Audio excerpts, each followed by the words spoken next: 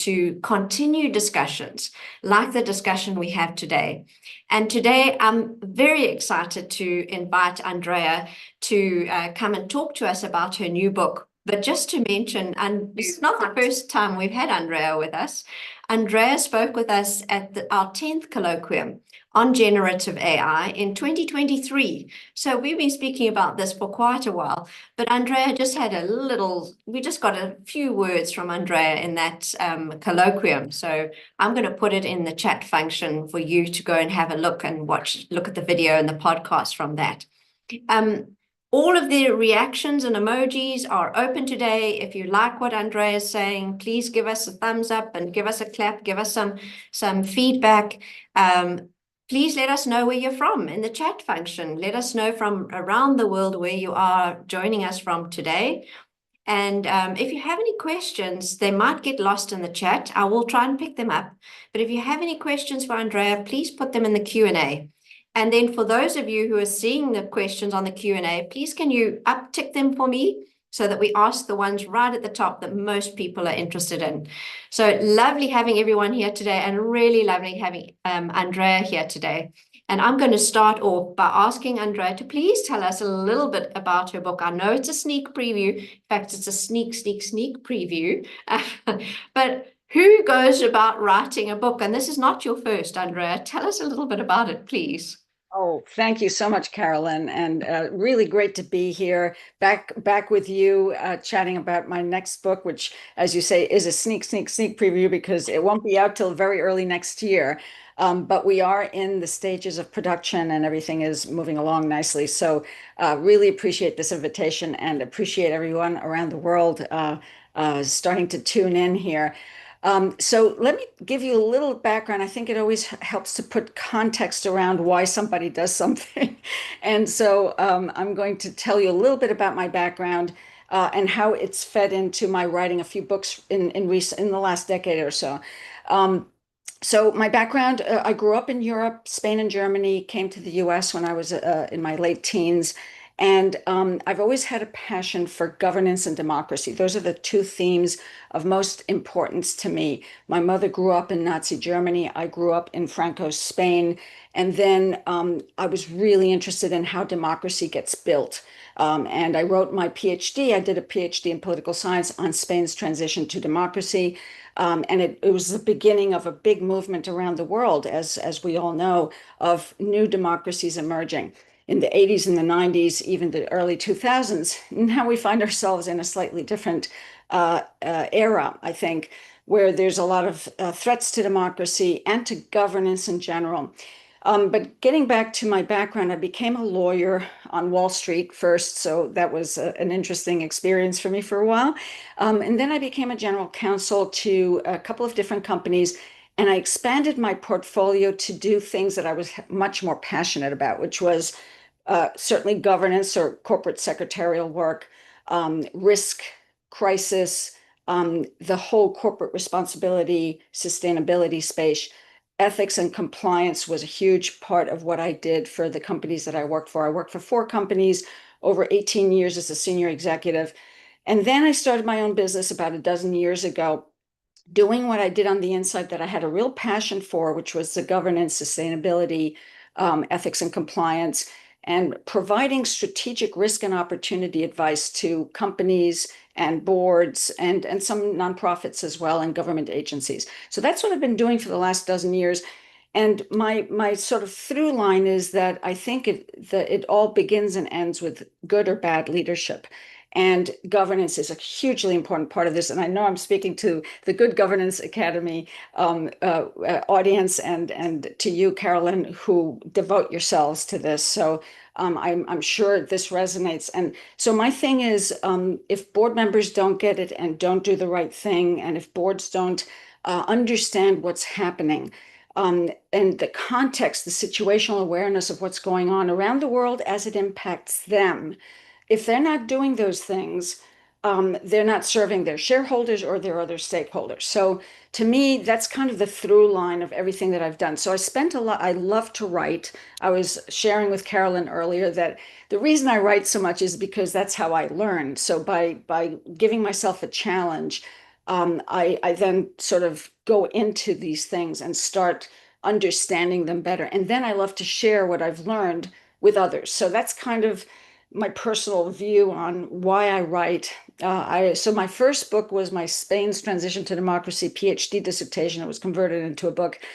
And then I wrote a few books in the last decade on reputation risk, on AI, believe it or not, back in 2017, 2018, because the new technologies and cybersecurity, which was another area that I was in charge of in my last company, and I've continued to work in the cyber governance and cyber resilience building space. Those topics to me became more and more important in the last decade, as they have to all of us. And so I've spent a lot of time engaged with companies, with think tanks, and with others about these issues. And in 2020, I published a book called Gloom to Boom: How Leaders Transform Risk into Resilience and Value. And in that book, it was published by Routledge. In that book, I developed the concept of ESG plus T for technology. And so I went through the whole book, sort of examining each category. And then the technology piece was new to the concept of ESG at the time.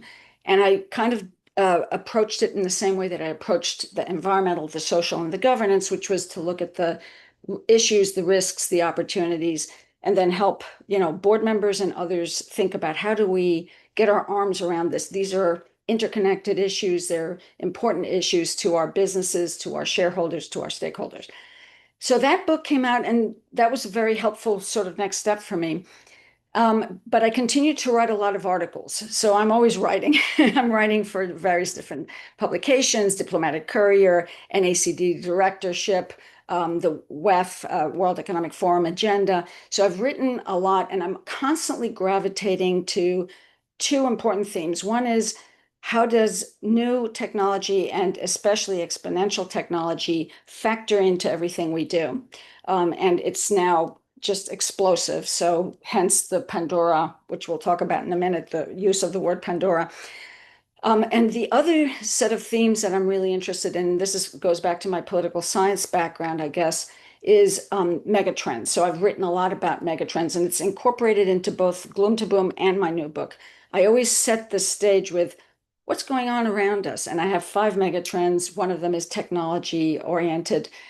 And I like to start with that, and I'll share a few of those ideas in a moment. But so both the megatrends and the technology became a topic that I was writing about a lot.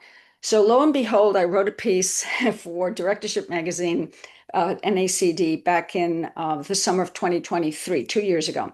And the article was Governing of Exponential Technology, something like that.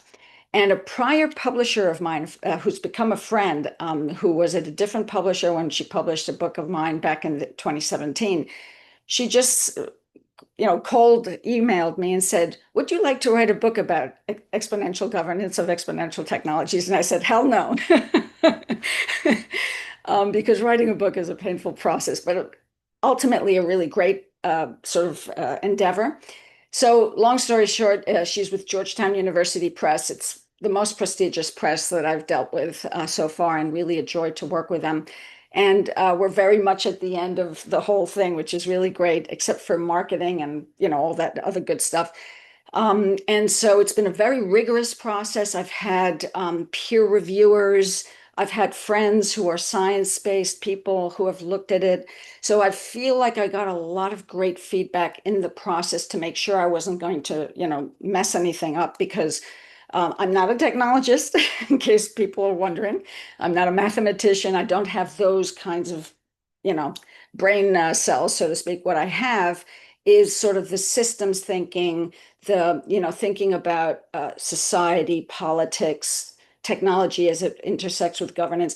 So what I'm trying to bring to this book is, how do we govern these, not just new technologies, but exponential technologies, generative AI being one of the most salient and the most influential, clearly, but there's a bunch of others, and I talk about that in my book. So this is all by way of getting to the point of, why did I write this book? And again, I wrote it partly because I'm always trying to learn how to do these things. I want us to be prepared for what's next. And I also want us to think about our stakeholders all the time because we're not doing that. And I think we've entered a period now that is quite dangerous in world history. There's a lot going on. I haven't even mentioned climate, but clearly that is one of the most powerful, potentially existential things that will happen to us, is happening to us. But technology is another one. And now, sadly, geopolitics and political polarization has become another huge topic for all of us. So maybe I should pause there. If you want me to sort of, go into the book a little bit more, I can do that. But I wanted to give you sort of that background. Yeah, thanks so much. Great background. I can see we've got one question from Kerry here. How does a director or advisor distinguish between what will be a mega trend versus a fad? And particularly, what are the characteristics of what will stick? I think that's a very good point. It's all very well seeing these things, but is it just a fad? Very good question. Yeah, thank you, Carrie. Thank you so much for that question. I think, in parallel to some of the other things I just mentioned, I've been writing an annual megatrends overview, and it focuses on 5 categories of megatrend. And I've started that as an annual report with Diplomatic Courier, and now this last year, it's just finished publishing in July. I'm publishing it as a series of articles that are freely available on the Illuminem platform, Illuminem, Illuminen. They're a European-based sustainability platform.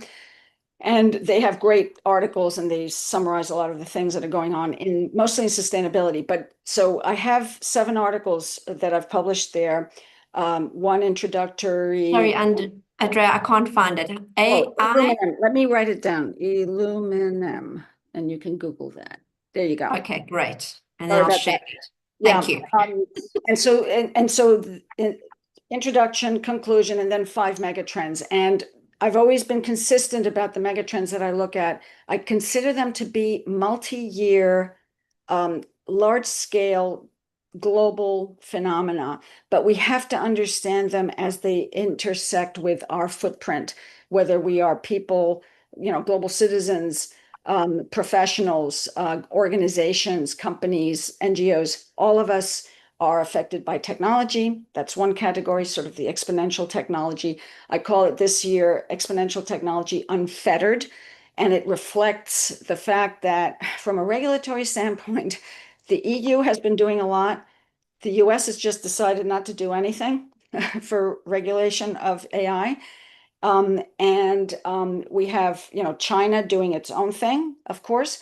And then you have many different parts of the world developing some AI regulations or guardrails or whatever, but you have a lot of bad actors too who are going to be deploying or have deployed, certainly for cybersecurity issues, have deployed these technologies. So we have a sort of exponential technology unfettered is one of my mega trends. So it's a very big picture thing, but then I give some sort of sub trends in there. So again, fads, things are fads, things come and go. I think if you take a look, for example, at the 4 things that I have underneath exponential technology unfettered, they're concrete examples of what I think is going on. And again, you could add things, you could subtract things, you can agree, you can disagree, but I think we need to talk about these things as part of our awareness. And boards frequently don't spend enough time looking at the context. They're a little bit too focused on, profitability and management reports. Yeah. And again, people have limited time and there's a ton of information out there. So it has to be, they have to be careful and judicious about how they spend their time. But I think at this point, not understanding some of these big ongoing turbulence and opportunity, by the way, and everything I write about, as much as I think that we're reaching a very sort of dangerous period in world history, there's a ton of opportunity in all of this and all this chaos that we're seeing and some of the different developments. I mean, again, depending on where you live, what, if you're working for a company, what the supply chain looks like, where your customers are, what kinds of regulations are you subject to, what products and services are everything has to be customized. But at the end of the day, not being aware of some of these contextual trends and megatrends is very dangerous. And I think, smart people need to get together and think about how does that affect our business planning, our business strategy, our governance. Who's on our board? I always, I'm sure you do this too, Carolyn. Who's on our board, and do they have the skill set, the And then vision? deal with it. Yeah. Yeah. Do they have the curiosity and humility to say, I don't really know about this, I need to learn? To me, this is one of the most important things ever. And then how do they learn? Because many of the educational institutions don't have guidance on this. It's new for everyone. So it's really quite important. And that really leads into this. You mentioned right in the beginning, this Pandora era. Now we know about Pandora box, but could you explain the metaphor and Yeah. how its meaning in this, as you're talking about mega trends, geopolitics, technology, organizational risks? Why should we really leaders take cognizance of it now? Why is it so important now? Yeah. So when I wrote that first article that led to the invitation to write the book, I think it was called something like Governing Exponential Technologies, Dealing with the Pandora's Box of New Tech, or something like that. Ah, it came from there. So it came from the article, and then I went ahead and I wrote, and I did use the Pandora's, but I did a little research on the mythology to understand if I was using it correctly. And I did discover in my reading that Pandora, who was a goddess, she got married to one of the gods, and then she went to the I may have this a little bit wrong, but she opened this box, which was her box, Pandora's box, that unleashed the Furies, as they said, but it also unleashed hope. And this is the thing that I didn't know about Pandora's box, was that it wasn't just bad things that got unleashed into the world. There was also some good things. And so I try to use that as my through line a little bit, because it is overwhelming. We're all overwhelmed. There's no doubt about it. Everybody's overwhelmed by what's going on in your own life, your community, your country, internationally, in terms of the subject matter of what you're dealing with, because it's changing so dramatically with all these new technologies, especially generative AI. And so, I wanted to use that as we're at this moment now where things are exploding in terms of opportunity, risk, good, bad, and ugly, all these things in technology, but also socioecology, the climate. That is, and it's been brewing for a long time when it comes to climate issues, clearly. And we're trying to deal with it as humans on Earth, but we're not doing a great job. And now it's going to get worse because there's less international cooperation. So there's the socioecology, there's the technology, there's the geopolitics. It's the sort of change that we haven't seen in probably 30 years, maybe even 50 or 60 years, in terms of alliances, in terms of counting on your neighbor or your ally, all these things that are being disrupted very dangerously, I would say. And then, of course, we have new wars and new situations that are very, very dramatic and dangerous. And we also have the rise of authoritarianism around the world, including some countries I'm familiar with. So the problem here is we can count less on the old things like alliances and rule of law and rights than we used to, at least in some countries. Not everybody on this webinar is probably in the freest country in the world, but neither am I. And so, these are the things that are happening that are affecting. So Pandora, when I started writing the book, I was thinking about technology, and the book is mostly focused on technology, but always in the context of other things that are happening.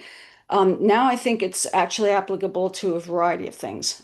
Governing Pandora means leading in the age of generative AI and exponential technologies is the subtitle, but it's in the context of some of this other dramatic change. And I'll mention one more thing that I think is really important, especially for your audience, Carolyn, and that is one of my megatrends is about leadership trust.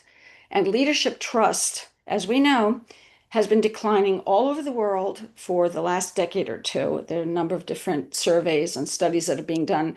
And to me, that's again a piece of the puzzle that really explains some of the stakeholder distrust, some of the inability to be transparent that some leaders have, and inability to engage with stakeholders, understand them, and so on and so forth. So it's all part and parcel of this larger period of incredible change that we're living through. Incredible. And just to mention that, you're such an authority on all of those, the governing in a multipolar world is the webinar that we're hosting with the GCC Board Directors Institute at the end of the month on the 29th. I'll pop the link in there, but we've asked you to be a panelist there because you're such an authoritative voice in this complex world that we live in, and leaders trying to navigate that.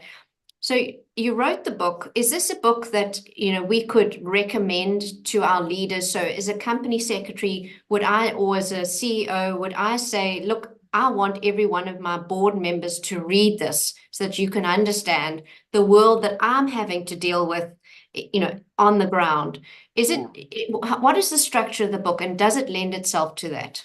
Well, of course, I'm going to say yes.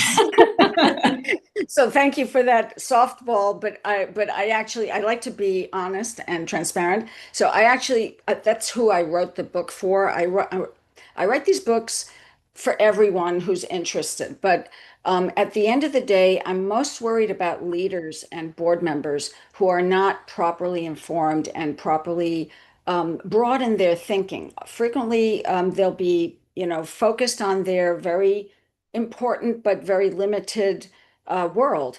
And they won't understand sometimes, not all board members, obviously, but many board members and leaders are so in this tunnel of what their world requires of them in the moment that they're not thinking about the bigger issues that will affect for good and for bad. And I mean, not just risk, certainly opportunity and new value creation. The trends and mega trends that will help them get there. And the book, so I'll tell you a little bit about the structure of the book because it shows you the method to the madness. And I think, I always try to be very clear. And if you go to the website that Georgetown University Press already put up, there's a whole bunch of endorsements there, and you can see who are their board members, people from different parts of the world. There are CEOs. There's people who would be the kinds of people you just asked about, Carolyn. Would they be interested? I think so. And I think hopefully, regardless of how successful the book is, I think it's a good book for people to sort of help navigate. So what I do in the book is I divide the topic into 4 parts. The hardest part for me was learning enough about large scale new technologies to say something that wasn't stupid, because again, I'm not an engineer or a mathematician, so I can't always give you the best sort of technical explanations. But I spent a lot of time, and this is where the blood, sweat, and tears part of writing the book was really going deep into what are exponential technologies. So the first part of the book, I call it Preparing for the Age of Pandora, Understanding the Global Tech Megascape. And there is where I talk about these mega trends. So we've talked a bit about that so far. And I also underscore the idea of how these new technologies, especially generative AI, how these technologies are turbocharging other technologies. So what is exponential technology? And I have 5 categories of technology that I explore in the second part of the book, and I call it Triangulating the Age of Pandora, an exponential tech whirlwind tour. So I have 5 buckets and that took me a long time to get to the place where, and it came together. It came together, yeah. So that was the most painful part of writing the book, because I was learning new things that weren't easily accessible to me. So of course, one of the chapters, the first one, is on generative AI and everything that's going on around that, and trying to break it down into, bite-size understanding. From a leadership perspective. From a leadership. So everything I write about in the tech chapters is really you as a board member, you as an executive, you as a policymaker, what do you need to know about generative AI, and how should you break it down? And there's a similar approach in each chapter in the 5 technology chapters. The second one is all about biotechnology. So again, biotechnology, synthetic biology, CRISPR, there's a whole bunch of different things. And again, how can they be used for good and for not so good, right? I just want to ask you about that. Sure. In future, we can possibly expect bioengineered staff members to join the workforce, potential staff members. Do you speak about that at all? And you do? I do. In fact, you jumped into another topic, but all of these things are interconnected. And by the way, there are 5 attributes of exponential technology that I talk about at the very beginning of the book that came to me after doing all this research. And one of them is interconnectedness. So the interconnectedness of various technologies. So you just gave me an example of bioengineered workers. Well, we already have robotics, of course, in the workplace, right? And we have humanoids being created and much more human-like robots. And of course, we have all this biology that's being developed, the neural implants, you name it. There's a whole bunch of different things coming together. And so, yeah, there could be, there could be humanoids that look very much like humans, that have thinking processes implanted through, neuro implants, which are being implanted into people already. And so you could have that convergence of robotics and biology, if you don't already in many cases. So in the workforce. Yeah. Yeah, I mean, we're just scratching at the surface. Sorry, and I interrupted. That was only the second part. That was the second one. So then the third one is what I don't call it this, but I call the chapter Materials Science from Silicon to Tiny Skyscrapers. And what this talks about is this amazing explosion of NVIDIA is leading the way on this, but in terms of the GPUs, the MPUs, all the things that are being developed that power our generative AI and other kinds of technologies. And so I go into materials science, which is all about the semiconductor. Beyond silicon. Beyond silicon, exactly. The 4th chapter, I call it Frontier Computing, from Cloud and Edge to Quantum and Metaverse. So there's a whole bunch of different computing, edge and quantum and beyond computing technologies that are being developed that can obliterate the ones that we have today, quantum being certainly the most talked about. And that was a real challenge for me to understand quantum, and don't expect me to explain it on this webinar. So Coding is cat. Exactly. So, before you carry on, I must say, one of my first questions, as Andrea was talking to me before the webinar now, the first thing I said, well, how can I get hold of the book? You can actually pre-order it. So I'm going to pop there, the link is there, and with the Georgetown link. So you can pre-order it, but you're going to be biting your fingernails until February, I'm afraid. So sorry. It might come a little sooner, but the official date is February 1, I think, 2026. But thank you again, Carolyn. And I promise I didn't pay Carolyn anything to make these. I'm sure everybody on the call is going to be contacting me to get an autographed copy, though. Oh, well, that'll be complicated depending on where we are. But thank you. I really appreciate that. So I told you about generative AI, biotechnology, material science, frontier computing, and my last chapter in the technology part is autonomy from killer robots to smart cities, is the name of the chapter.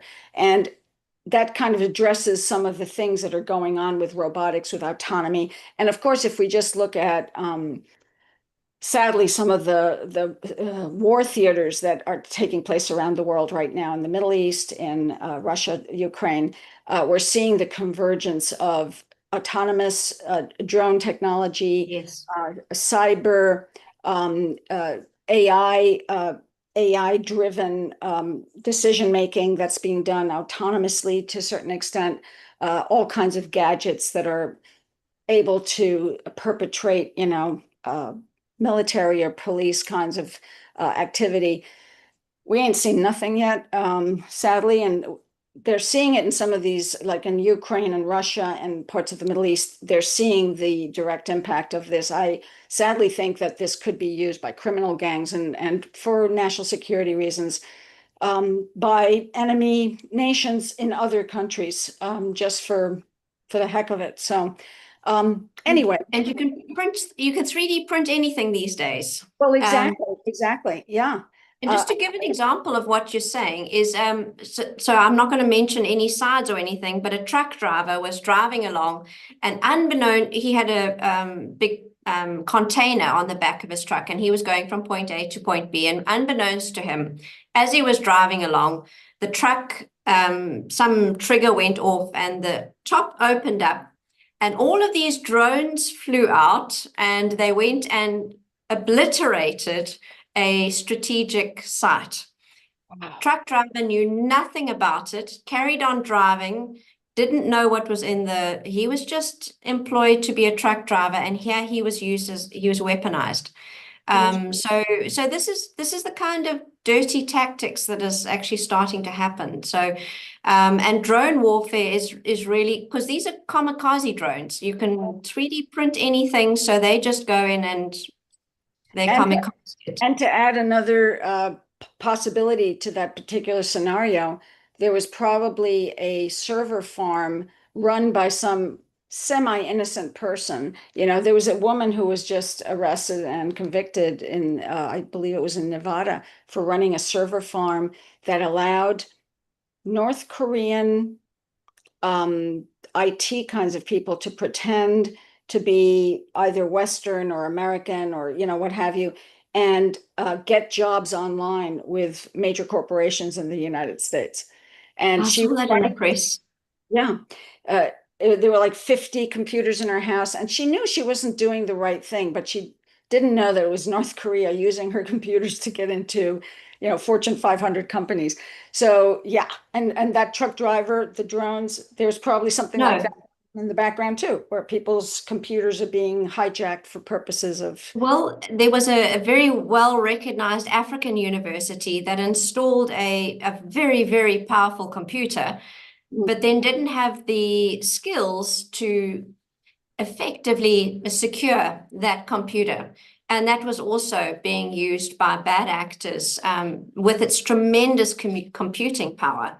So yes, if you don't have the skills to deploy the technology, and you do deploy the technology, you're going to run these risks. And then who's at fault? Actually, It's you that deployed the technology, like you said, that lady in Nevada. Yeah, and let's draw some important lessons from this period of cyber insecurity that we've all lived through for 10 to 15 years now. And boards were kind of slow at getting up to speed about what is the governance side of this. What do we need to do to make sure that our company has all the resources, people, processes needed to create cybersecurity around the most important crown jewels of the company, whether it's IP or people or processes, to make sure that the cybersecurity is proper to the footprint of the business. Well, let's use those lessons learned, which haven't been completely learned, and clearly cyber insecurity is out of control anyway. But let's learn some of those lessons and apply it now to some of the things that we're seeing with generative AI, biotechnology, these other kinds of AI turbocharged cyber attacks, which are taking place. So unfortunately, there's too much for us to worry about. So we have to sort of reduce it to the priorities, but we have to get priorities, if nothing else. And we have to always keep in mind that stakeholders have to be protected, including shareholders, clearly, but other stakeholders like employees and customers. And again, whoever is part of your ecosystem of stakeholders. And so boards that aren't doing that are not being responsible. Yeah, I've actually got a question on that, but I know I've interrupted you again on your book Okay, structure. I'll finish the structure of the book.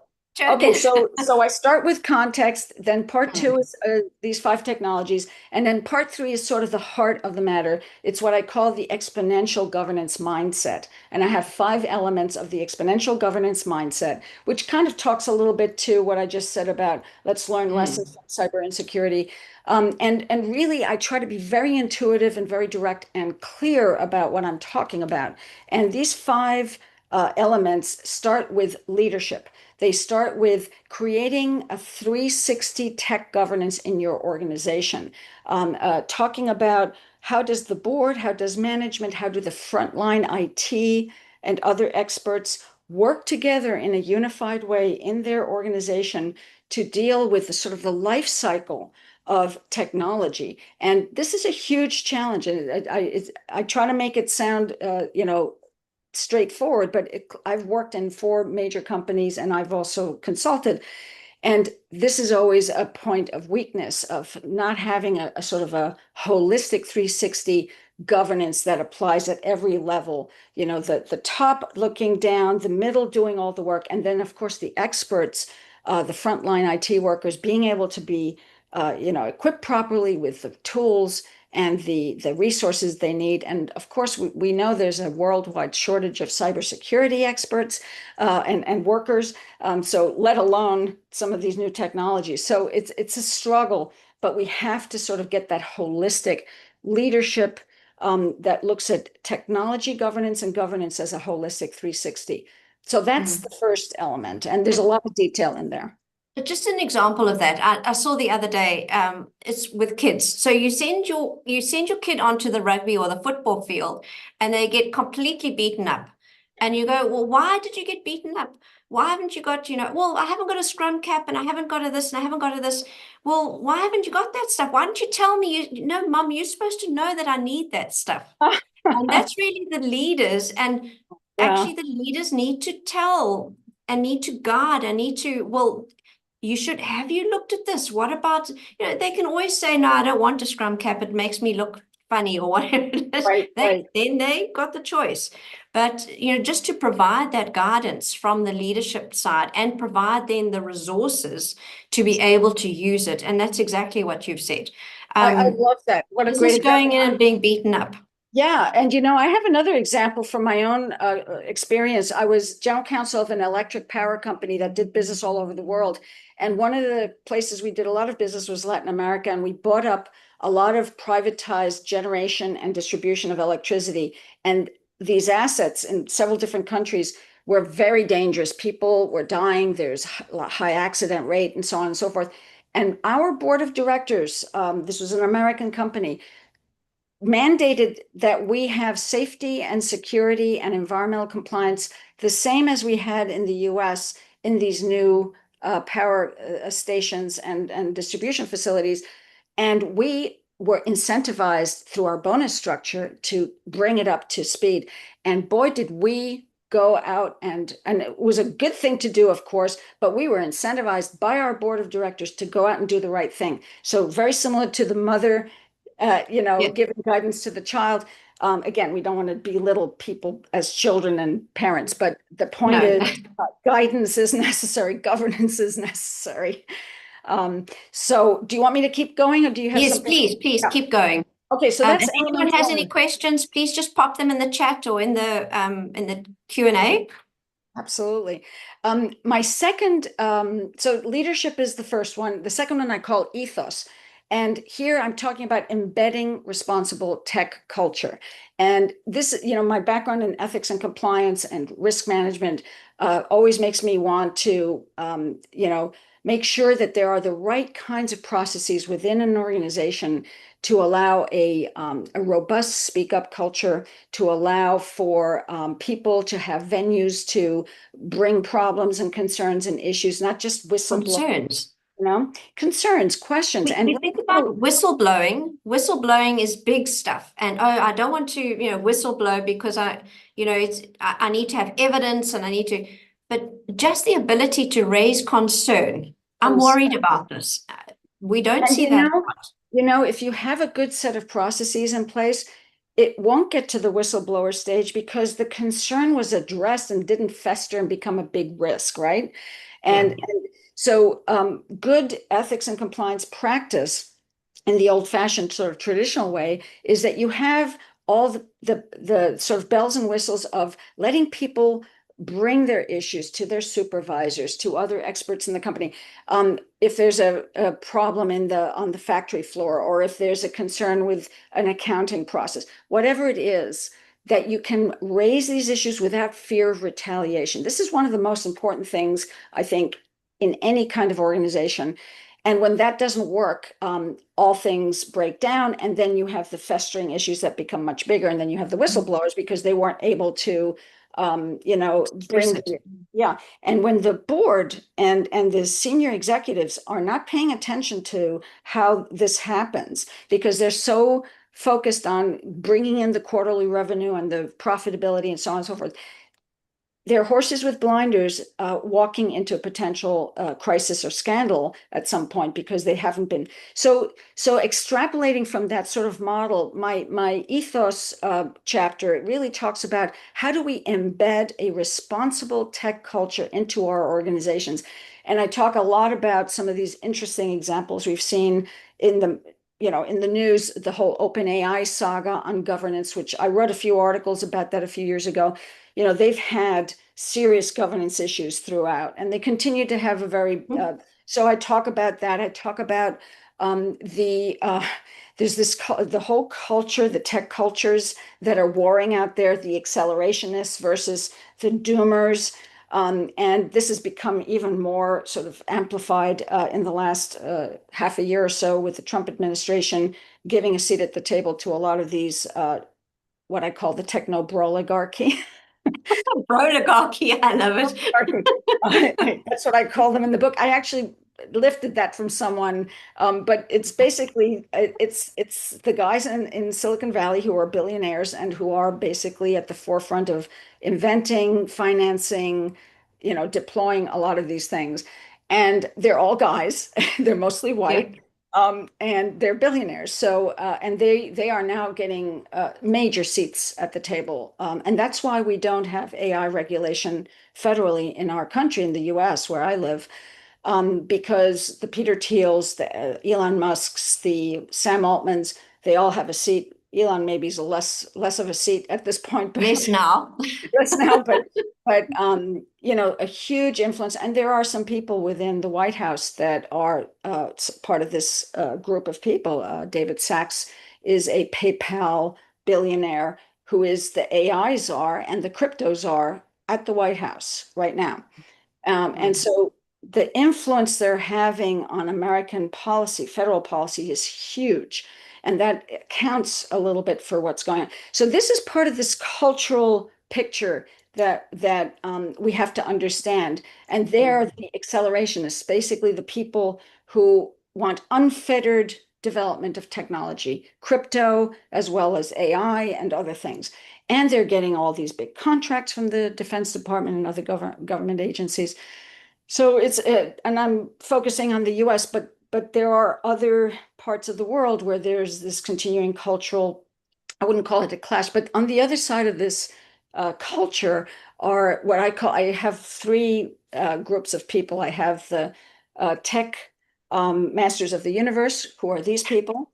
Then I have the tech worker bees, who are the frontline workers. And then I have the tech guardians of the universe, who are, yes, and they are the people who are populating some of the important think tanks, institutes, doing work to think about the guardrails that are needed, to think about, the governance. There's a great organization in Silicon Valley called the Center for Humane Technology, and Tristan Harris and Asa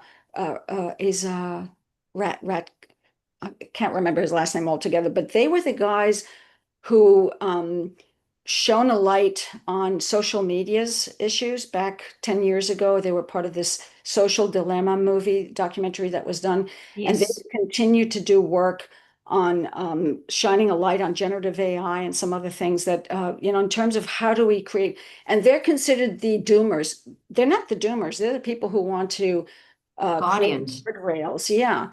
And so there's that cultural clash going on. around the world, but certainly very sort of clearly in the US. And so that's chapter 2, ethos. Chapter 3, well, not chapter 2. It's the Yeah. second Section.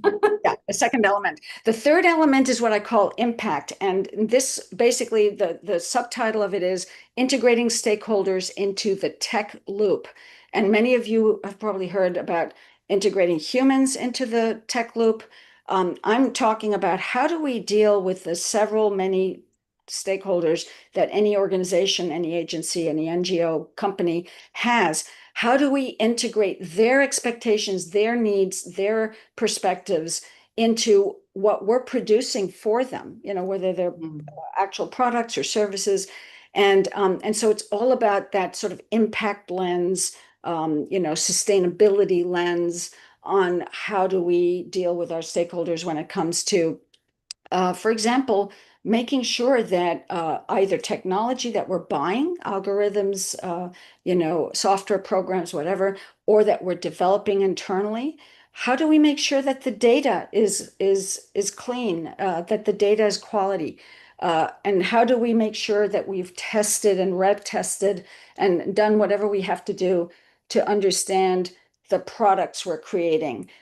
Before we sell them or integrate them into other products, the technology piece.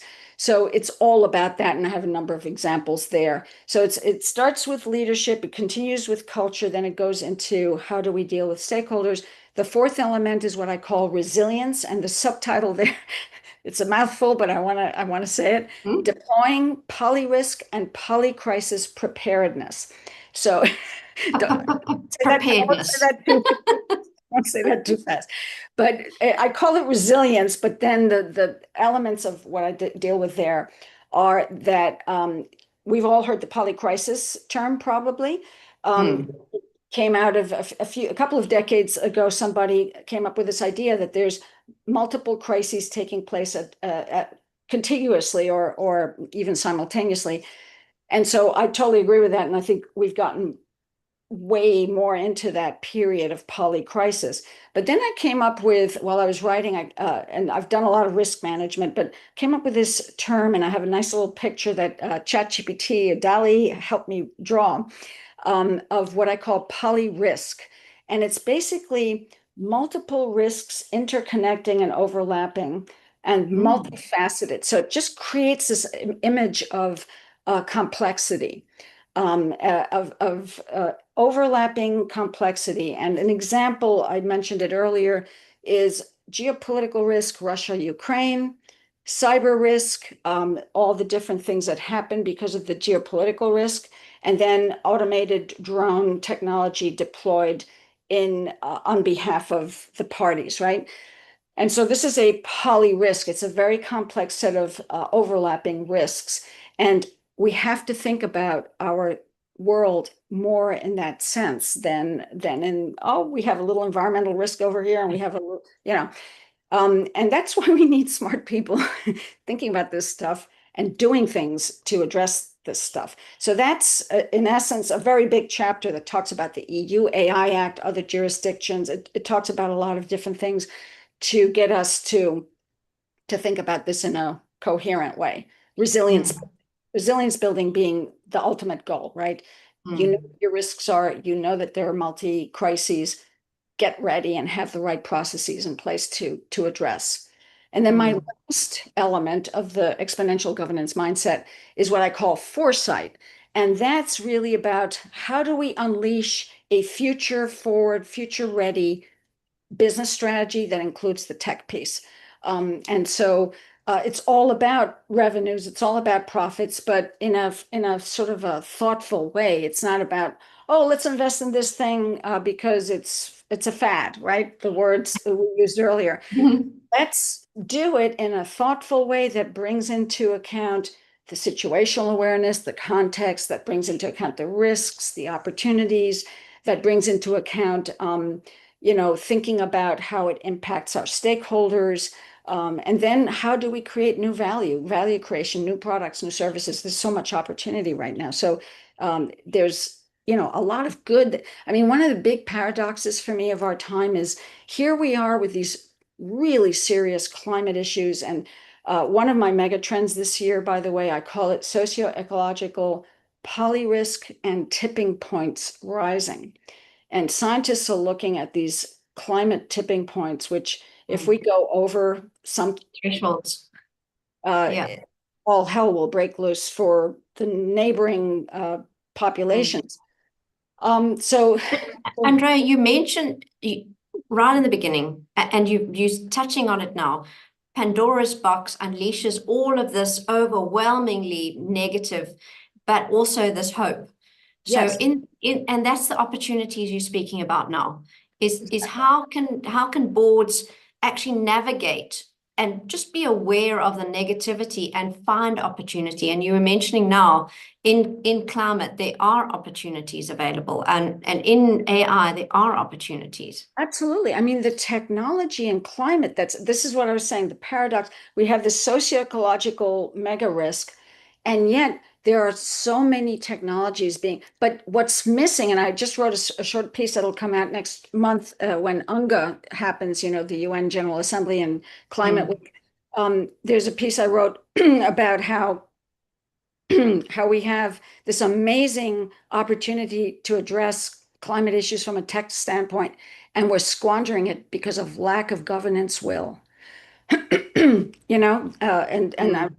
I blame some of the nations that are not coming to the table, others that are kind of abandoning carbon, uh, zero carbon. I mean, you Yeah. know, you know what I'm talking about. I'm going to Yes. finish telling you about the book now. So Yes. Okay. We've only got 8 minutes, so let's go. we're going to be fast. So there's four parts: the context, the technologies, the exponential governance mindset, and then my last part I call future-proofing the age of Pandora, deploying the exponential governance mindset. And I have two chapters there, short and sweet, more or less short and sweet. One of which is about future-proofing ourselves and our organizations, and I have a few ideas there for each of us individually as people. How do we prepare? What are the things we should be doing? What should we focus on? What should board members look like? What are the qualities of the future leader that we need to be able to navigate these times? And I don't mince words about who should be there. And then I have an organizational typology too of how future ready is your organization. And it really depends on two major factors. One is how well deployed or capable are you of implementing the exponential governance mindset, 5 elements? How prepared are you really? And then I have the sort of approach that your leadership has to technology. And we've all heard move fast and break things. That's kind of the Zuckerberg mantra, right? And it is the mantra of many tech companies. Move fast and break things means they're going to hurt people. Yeah. And environment and And lots of environment, things. exactly. Or there's a move faster, slow, and build things approach that I talk about, which is more thoughtful and thinking about the guardrails and that sort of thing. Then you have don't move at all, and I can't remember the exact words I use, but it's basically those that fall asleep and will lose. So they won't be able to move forward. So there's really move fast and break things, move fast or slow and build things. So I have a typology of how future ready you're going to be. So that's chapter 13, which is the penultimate chapter. And my last chapter I call Couldn't future have only 13 chapters, right? 14. Yeah, you can't have only 13. No, you can't. You can't. No. I spent an enormous amount of time before I write. I spend a huge amount of time troubleshooting my outline and the pieces of the puzzle. So I try to make it very sort of intuitive and flowing. And so this last part is really looking at the future and how do we prepare ourselves as people? How do we prepare our organizations? And then this last chapter is called Future Proofing the Global Commons. And then I talk about exponential frontiers, and I give a number of different examples in 4 frontiers that I'm thinking about. One is the biological, technological frontier. The next one is the mechanical, which is the robotics and the things we're creating, the machines. The next one is the planetary, which is how do we deal with the global commons of the oceans, the Climate. atmosphere, Yeah. climate. And then the final frontier is the virtual, which is all the stuff we're doing in the virtual world. So we Like have today. yeah, exactly. What would we do without Zoom? I mean, we wouldn't know each other. Let's put it that way, No. which is lovely that we do. So, so that's the book. That's the overall structure of the book. And yeah, thank you for giving me an opportunity to show it. No, absolutely. Thank you for joining us. I think we really, really need to. You've written so many papers and those are so interesting. So I'm just so grateful that you agreed to participate in this webinar with us. It's fabulous. And I really like the image that you've got on the book. The book it's all black. It's all doom and gloom. And then you've got Pandora's box opening with all the colors, and it's just happy colors and I have to tell pastel colors. I have to tell you, when my publisher. Don't tell me it was ChatGPT that did it. No. Oh no. In fact, I want to bring the human back. I mean, that's my big thing. But no, when my publisher, Georgetown University Press, they asked me, what do you like on a cover? And they had a whole, questionnaire, and then I could show them examples of covers that I liked, and and then I could explain what I wanted. And wouldn't you know that, a couple of months later, they come back with this book cover. And I'm a very picky person, by the way. I had nothing to say. It was perfect on the first try. And it's a graphic artist, a human being who did it. And my feeling was this totally represented what I'm trying to do. As you said, a black cover, it's almost like the world in the universe, right? It's a big black universe, but there's hope, there's things we can do.